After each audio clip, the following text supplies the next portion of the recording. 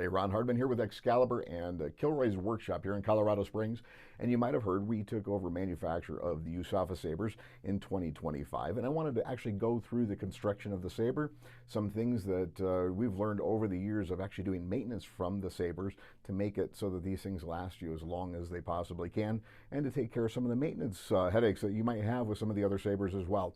And so I've got another video if you've got an older Saber and are running into some challenges with tarnishing or something like that.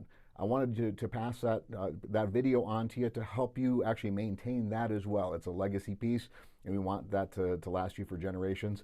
Same with these. And so I'm going to run through some of the base construction on this, tell you a little bit more about some of the changes that we've made with this as well, and then to just share this experience with you as well. So I want to include in some clips of the manufacturing process. We've got a longer video taking you all the way through every piece of the manufacture of one of these Sabers here, so you can see how much care we put into each one of these things. And then also, because we're in Colorado Springs, I want to encourage you to stop by our shop sometime. You're in the area here at the Air Force Academy. Look us up, Kilroy's Workshop and Excalibur Outdoors.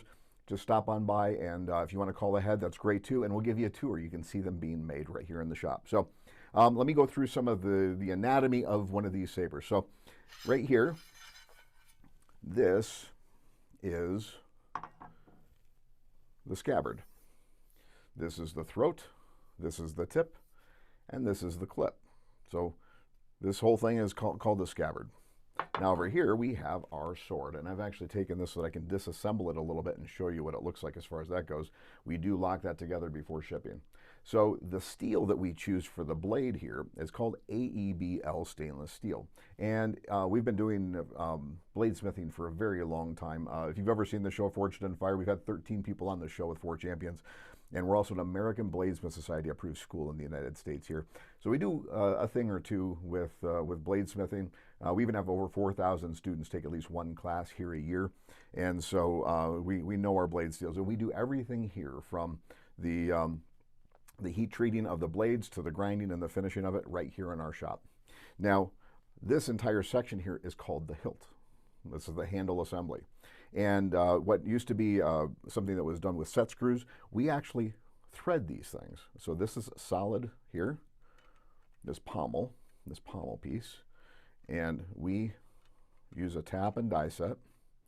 And you can see it's got some pretty decent thread on that, but we actually drill that and then tap it so that it actually threads on, so we can tighten that up. Some of the old Sabers would actually, the handles would wiggle on them sometimes. That doesn't happen with these things here. If it does start to wiggle on you, just give it a little bit of a tighten on there and you're fine. We also then have our handle wrap here. We do this out of stainless steel wire, and what we do is we take 3 strands and we spin it, and it's almost like a rope making jig, and we make a thin strand of stainless steel wire, and then we wrap this by hand. And this thing fits up like a glove on what's called the tang. I'll show you here. I've got one that's disassembled most of the way here. And so you'll see here, it's got that taper to it. It doesn't move. This handle fits up then perfectly on top of that and butts right up against this. So instead of using set screws, we're just actually using tension to tie the whole thing together. Now, this part here is the guard. We actually make our own bronze in the shop, and we cast this using lost wax casting. And you'll notice that this insignia here has changed. We're actually using the USAFA insignia here. The other one was beautiful, but it was an Air Force one, not an Air Force Academy one. So we actually made this specific to the Air Force Academy with permission from USAFA and the Association of Graduates and the historian there. So we ran everything through there.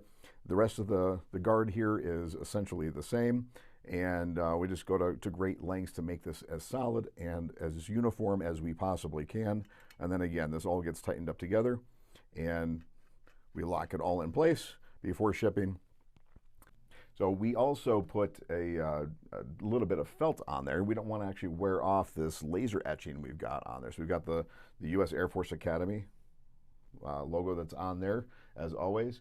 So when you slide this in, it makes contact with that felt, and it's nice and easy going in. It does not fall out there, like so. And so that's just a friction fit. That's how tight we are with these tolerances. So we've got a lifetime warranty on these. If you ever run into any problems with it, just reach out to us. We're at your neighborhood blacksmith shop, so to speak. And so just let the Association of Graduates know, or just contact us directly. Again, that's Excalibur Outdoors or Kilroy's Workshop. We work hand in hand between the two organizations. So just reach out to us and we'll take care of that for you. And I hope you enjoy it for a lifetime and beyond.